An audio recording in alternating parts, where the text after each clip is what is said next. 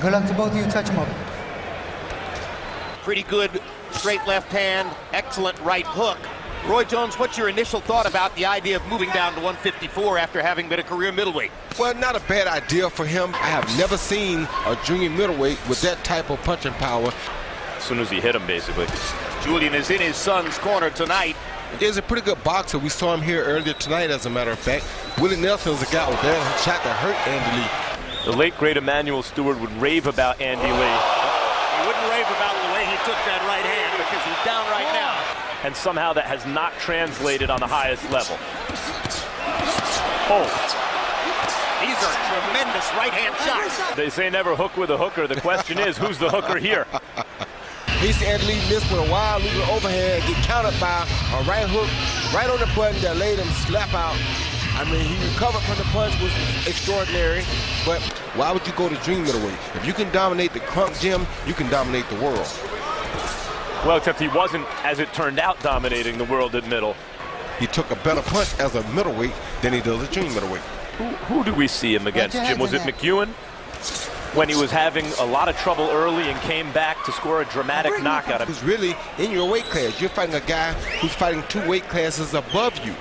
Landing to the body and ultimately simply broke him down.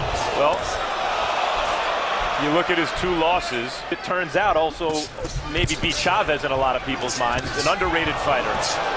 Ooh, good action here.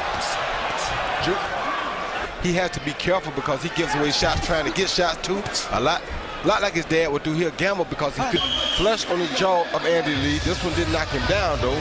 But once again, it was a very flush shot.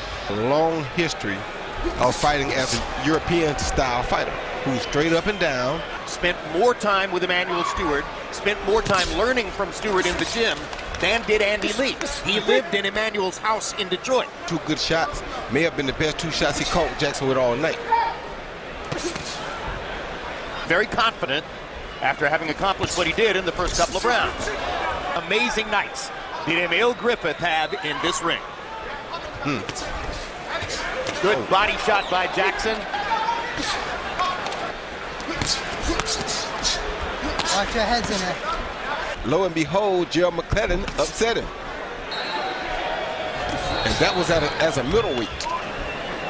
So far, Andy Lee hasn't found any really, which was his victory over Craig McEwen in Connecticut a couple of years ago. Extremely experienced southpaw, getting hit flush with Jackson's right-hand leads as though he's never seen them. I mean, I just don't understand it.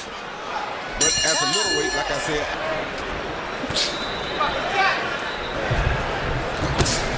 good uppercut by Jackson. Another right hand lands, body shot almost knocks Lee through the ropes. Jackson's power is simply devastating Lee, and there's a perfect right hand counter off the ropes. And Benji Estevez stops the fight. What an amazing comeback knockout for Andy Lee. Just what I told you, Jim. Coming at Andy Lee, not respecting his punching power, not thinking that he's capable of hurting you, and that's what happened. He got too confident at chasing the guy down, who's still very dangerous, and ran right into a perfectly timed right hook. Here's the replay. Here you see he caught him with the uppercut. He thought for sure you had him. He's wounded. He hit him with the right hand. He thinks Andy is dead right here, so he's just letting go the defense, and he's all out on offense, never even thinking that Andy still has the power to come back. Andy, with the big heart that he has, exchanges a right hook for overhand right, and down goes Jackson. And Benji Estevez didn't bother with a count as Jackson lay face down, twitching on the canvas in an awkward position with his right arm under his body. The winner by knockout victory, Irish Andy